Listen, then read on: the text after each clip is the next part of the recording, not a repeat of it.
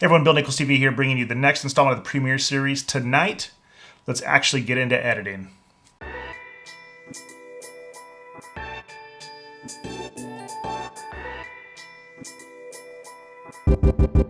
Okay, so far in this Premiere series, I've gone through some very basic stuff. This is still going to be a pretty basic video. I'm going to show you some syncing up sound between two clips, doing some cuts, what different types of cuts there are, and when you're deleting footage out. And just stick with some basics tonight. So far though, you've learned organize the media, the Premiere Workspace, importing media, all of that. I'm going to jump back into the same project that I've had in the past. So for the purpose of this lesson, I can't really provide these files just because they're much too large. But find some files that you want to work on, maybe some video that you've shot. It could be drone footage, it could be whatever. Anything that you've shot is going to apply to this. If you just have a single clip, you can forget the syncing between two clips parts. You'll still learn something there, but I'm going to walk you through. As we go through this, I'm going to bring up reminders about the workspace and how to navigate and work within the workspace. And then let's get into editing some video. So let's jump right into Premiere and get started. All right, so this is the Phantom 4 Pro unboxing videos that I did. Previously, we went through with organizing your media, and then we imported that media over here to the project area. We had a few cameras, so we had the Phantom 4, we had the Phantom 4 Pro, an XC10, we had an overhead camera, and then our main main camera here, which was filmed on the Ninja Flame, and I didn't put that into its own folder, but so we've got this here. So what I want to do is I'm going to start out with bringing a piece of footage in, show you what that does in Premiere, and how you can change some settings if you need to, but some things that you should be aware of. So to get started, I'm just going to double click this. It's actually already opened up here. Let's actually do this first one. So I'll double click this. When you double click an asset that's in here, that could be in any folder or whatever, it's going to open up in this area here called the source monitor. And a couple things about the source monitor that are really critical.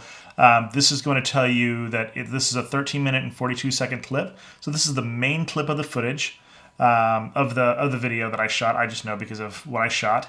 It's going to show you in the what it's previewing at. So right now it's previewing in half resolution. So if I'm in this area and I just press the space bar, it'll start playing. You get your timeline here. You can scrub across here. And then you've got some things here. So you can add a marker. So a marker is used for a couple of different reasons. It could be a point that you're going to cut. It could be a point that you want to add some info or something like that. So maybe right here I add a marker. And then I can actually, so now you can see this marker right here. It tells you where it's at. And I can double click that marker. And maybe I'm using markers for a specific reason, like they have here a comment marker, a chapter marker, a segmentation marker, a web link. So you can do all different kinds of things. You can color that marker. You can put some comments. So just first marker. And this is really useful for if you have multiple people editing your video. So maybe you're doing a rough cut, then you're sending it off to an editor, or maybe you're not cutting this at all, but you're going through your clips and you're adding markers with some information like, hey, this is really important, keep this part, or you know, I don't really like this part of the video or something like that. You could put notes in here with some instructions to some editors or just, you know, some overall notes. So that's your marker. Next to the marker, we have in and out points. So you can mark these on your keyboard with I for in and O for out. We went over this earlier, but just really quickly, if I don't want this whole clip, let's just say that I want this first, you know, a few minutes, I could go right here and just say out. Then when I import it down to the timeline, it's just going to import this first part here. Or if I come back and I set an endpoint, it's going to import just this range right here. It doesn't affect the parent clip. It's just out of that parent clip. That's what it's pulling down into the timeline. So if I want to go in here and I want to clear my in and out points, I can just go in like on the clip. I can just say clear in and out, or I could clear the in or clear the out. So now if I bring this down the timeline, it's going to bring the whole clip. So let's go ahead and do that. So I just grab it, bring it right down to the timeline and drop it. Now right away what you'll notice is that it opens up over here. So this is your what's being outputted from the timeline. So when you hit export, it's what's actually going to be exported. But one thing to notice over here in the project area is now you have this new piece of media here. So you see all of these are clips. This has a timeline in it. This is your sequence. So we just created our first sequence on the timeline right here. That sequence has one clip, and it just by default names that sequence what the clip is named. And it tells me some stuff about the sequence. If I have footage that is of different types, so maybe I have some footage that was shot at 720p, or that I downloaded that was 720p, I have some at 4K, some at 1080p, whatever first clip I drop into this timeline, it's going to take the properties of that clip, so the frame rate, the audio sampling, so whatever the audio is recorded at, if there is audio, and the resolution, and it's going to take that and set the sequence settings. So I can go here to the sequence, I can right click it and go to sequence settings, and I can see the editing mode that it's in, the time base 23.976 frames per second, 1920 by 1080, gives me a whole bunch of information about this. I could change that. So if I brought this 1080 piece in first, but then I was going to bring some 4K in and I wanted to export in 4K, I could change my sequence settings to 38 by 40 by 2160 if it was UHD, or to 4096 by 2160 if it was DCI, Cinema 4K. So we've got a clip here. It's a 1080p clip, and it's about 13 minutes long. So we can just scrub through it by grabbing this little part of the timeline here, just clicking down and moving back and forth, and I can scrub through. Now, when I'm working in this, I want to be a lot more zoomed in on that clip, this clip right here. So to zoom in on the timeline, I just press the plus sign, and you can see that I'm zooming in. So I'm really scaling in, and I can press the minus sign to go back. So I'm going to zoom in. And the other thing that I like to do is I like to see the thumbnails of the video. So when I cut it, I know what that next thumbnail is like. And then I like to see the audio. So I'm just going to go up here and click expand all tracks. And I can see a bit more. I'm actually going to zoom in. I'm going to make this timeline a little bit bigger. And I'm going to make these just a little bit bigger yet, especially since they're the only clips. All right, so now really quickly, let's talk about what we're seeing in the timeline. So this thumbnail that you see, this is the first frame of the start of that clip.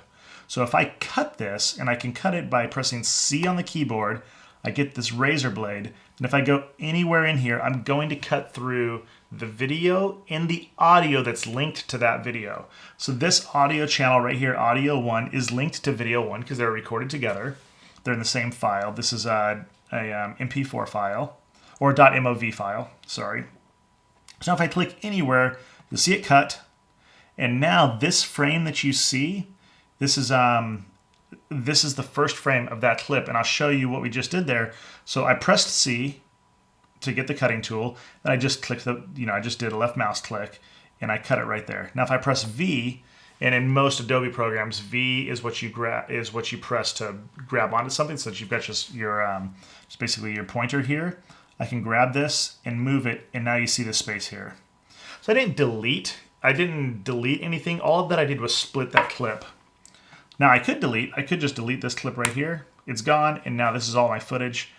I just did that by pressing delete. I'm going to press Command Z or Control Z if you're on a PC to undo that and bring it back. Then you'll notice too, as I move this around, when I get close to where it was, it's going to snap, and when I get close to the other clip, it's just going to snap right next to it. Now if I play this, there is nothing in between these that makes you think that it was cut at all. So it doesn't skip, it doesn't lag, nothing like that. Now if I cut again, so if I press C, so I get my razor blade tool, and I cut this right here, and delete this. And there's a couple of different ways to delete. I'll get into that in a second. But let's say that I delete that. Now I scoot this over. We're going to notice that I've got a pretty harsh jump here. So see that jump? So that was pretty quick, pretty harsh jump.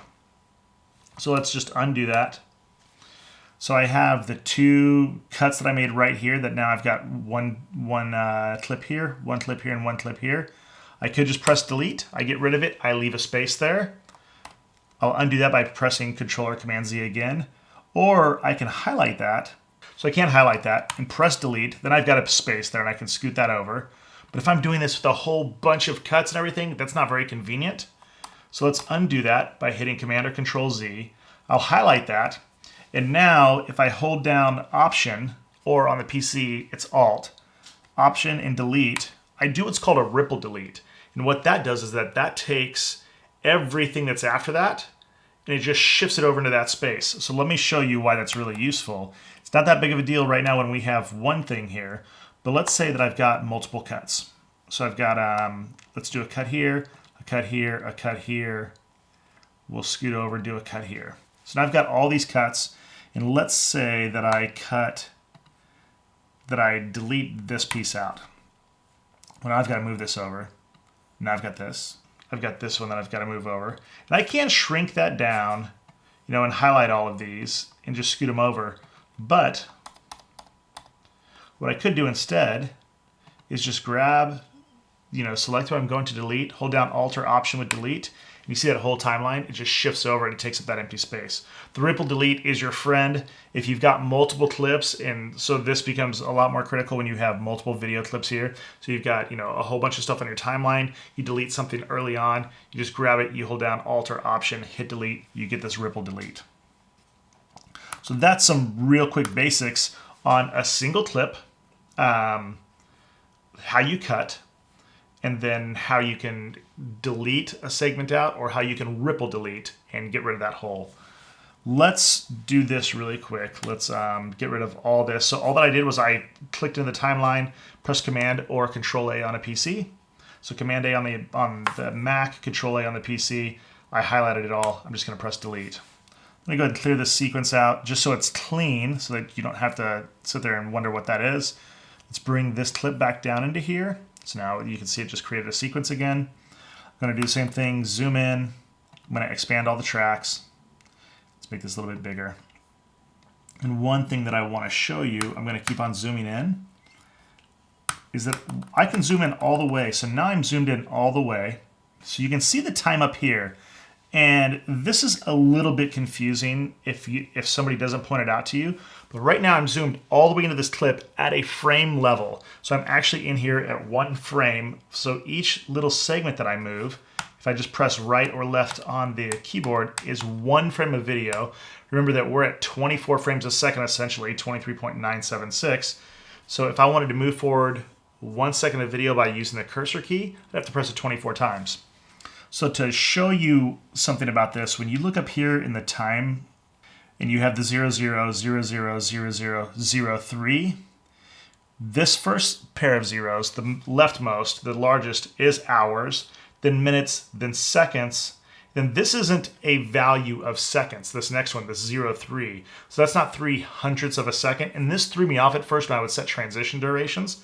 This is 3 frames. So at this point, you're 3 frames in, you're 6 frames, 9 frames, 12 frames, 15 frames, 18 frames, 21 frames, 1 second. So as I come through here, I just click forward, 1, 2, 3, 1, 2, 3, 1, 2, 3, 1, 2, 3. I'm now a half a second into there. And I do come down into this frame area quite a bit, and I'll show you why. Let's go back out. So I just zoomed in on my timeline a little bit here, and I'm just gonna scroll over till I start seeing audio peaks.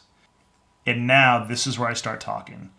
So you can kind of follow this along. I'm going to zoom back in a little bit. Zoom out so that it's not as far. So now we have a little bit more time up there. Hello, Bill Nichols here, BillNicholsTV. Let's get into the Phantom 4 Pro.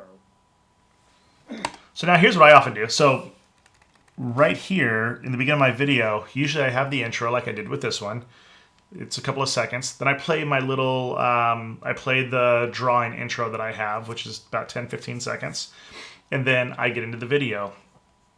So I don't stop recording at that point. I'm just recording one long clip. You can see right here.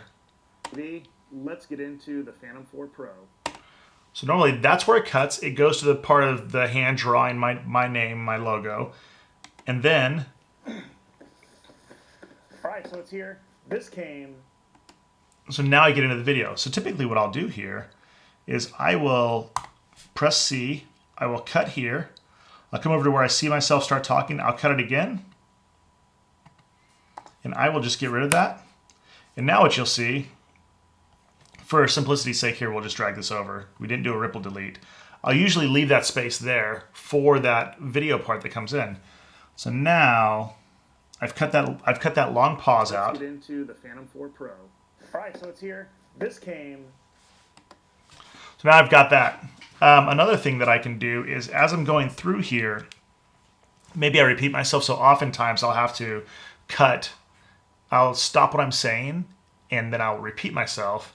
And maybe I do that 2 or 3 times because I stumbled on a word or I had to swallow. I had to clear my throat or something like that. So I can go back in here, find those points, and then cut those out. So let's see really quickly if we can find one of those. It uses the same battery. Okay, so this is a good example right here. So if I zoom out, I have this pause. So I can come in here. I want to back up because I talk about the battery or what it's doing. So if you listen here. This is the same type of battery. This has got a higher capacitor battery.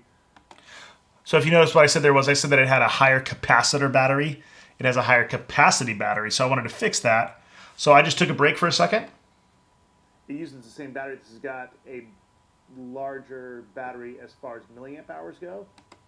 So now I've got that. So what I can do is I listen to it again and see what I'm saying here. It uses the same battery.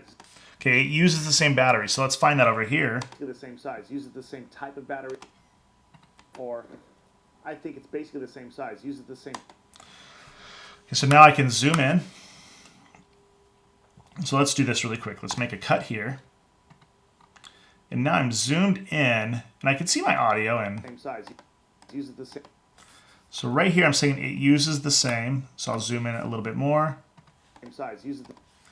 So right here, uses. So I can just go right here, cut this, and now I've got. I'm not stumbling over the word by saying capacitor there. This is going to be pretty natural. I think it's basically the same size. It uses the same battery. This has got a. So right there, I cut out that one part that was messed up, and then I brought the next part over.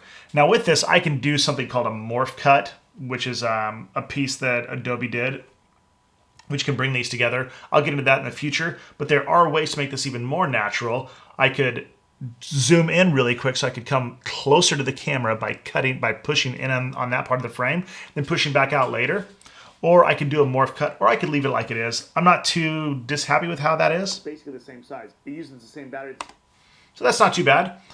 It's pretty natural. So that's a basic on what you're seeing here in the timeline. So you've got your audio with your audio peaks. You have your video here. Every time you cut it, the first frame that you see is where the cut is. And I can just go through here, and typically I start listening, and then I just start cutting this up however I want it. Then if I'm going to bring in other footage, I can bring that in and layer it on top. So let's do something really quick here. Let's scrap this again. I press Control A or Command A, get rid of all that, and clear out the sequence again just to be nice and tidy. And the last thing I'm going to go over today is syncing audio between two clips and how you do that.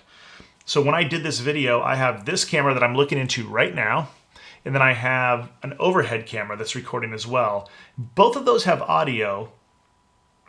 And what I can tell Premiere to do is to sync that audio together so that the stuff that's happening on the overhead camera is going at the same time as what's happening in this main camera right in front of me. So they're in time, so whatever I'm doing is happening at the right time. So let's bring that clip back down. So we just created a sequence. I'll go into XC15 overhead. And I just know that this clip right here is the same one. And some things that I could do to try and figure that out is I've got the media duration right here of 1355. And then on this particular day, I had two clips that were 13 minutes on the Ninja Flame. But I just grabbed the first one. So I know that it's going to be one of those. It's going to match up with this most likely. I bring this down. And as you can see, when I bring this next clip over, I'm bringing it in the timeline. I'm going to drop it onto another track. If I was to put it right here, it's just going to take place of that video track.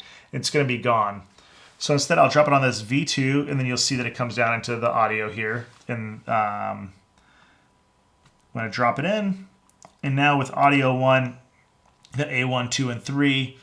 So now, if I play these together, Obviously different with the controller. Smart mode switch. Overall, You've got the same USB down here. You can see how the audio is not looking right, and you can see how what I'm doing isn't matching up by turning it off here. Overall, this controller, this is the Phantom 4 Pro, not the Pro Plus, so you will use. So I'm doing two different things. These aren't matched up at all. So to match these up, all that I need to do is select the first video track.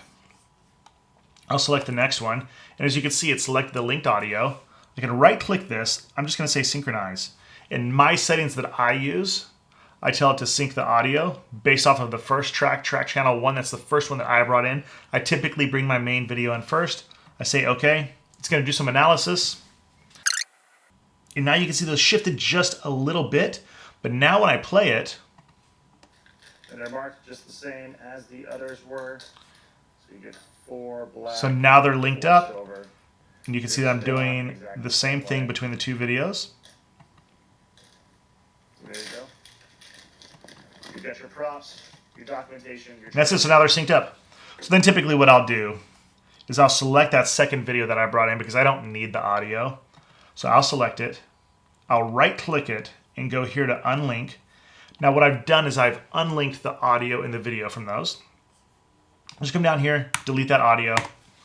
Now I have the one track of audio that I brought in first, and it's working really well.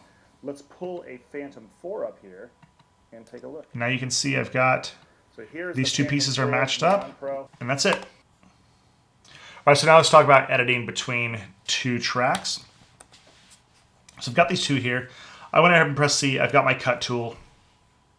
Whatever video or audio track that I'm hovering over, I'm going to cut that video or that video and audio that's linked together.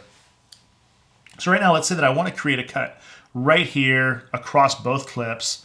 I just press the left mouse button after I've selected the cut key, which is the C button. So I just cut that one. Let's undo that, Command Z. Now if I hold down Shift, you'll see that I've cut both of them. Hold down Shift again over here. And then if I just drag across and select both, or if I hold down Shift and select both, I can delete. Or let's undo that. I can select both, and I can ripple delete and scoot that whole timeline forward. One thing to note, if I just select one of these and try and ripple delete, it's not going to do anything because there's still something in that space. So if I'm using ripple delete that's creating a ripple, I need to have everything that's in that time space selected. So right here, option, now that's over. You'll see that cut. It's larger than the 1/2 0.3-inch sensor that's in the current Phantom. So there you go. So that's it for today. I hope that you enjoyed this video. Like I said, very basic edits. Coming up, what we'll get into turning this same edit into a multicam edit and what that means. So then you can do this with 3 clips, with 4 clips, and you can be going in between each and have them all in real time. So I'll show you that. We'll get into some export settings, but hopefully this got you started on some basics with cutting, just deleting footage, doing a ripple delete and some other things. We'll get into much more complex stuff as we go, but I want to make sure that we're getting basics down, and that's it. So thanks for joining me, guys. Stay tuned this week for plenty of videos. Lots of stuff coming up between now and the new year, so subscribe. You'll get a lot of notifications whenever I post a new video, which I'm trying to do at least 3 times a week. I am moving to every day, but I'm finding it challenging with traveling, so I'm at least committing to 3 times a week, on Monday, Wednesday, and Friday. So stay tuned. Thanks, guys, so much for watching. Hope you're getting geared up for the holidays. I know I am. Our family is. And thanks so much for watching. Subscribe below. Throw this a like. If you know somebody trying to learn Premiere, some editing, throw this over to them, share it, and let's help this channel grow. Thanks a lot, everyone. Have an awesome day. You keep watching. I'll keep making videos.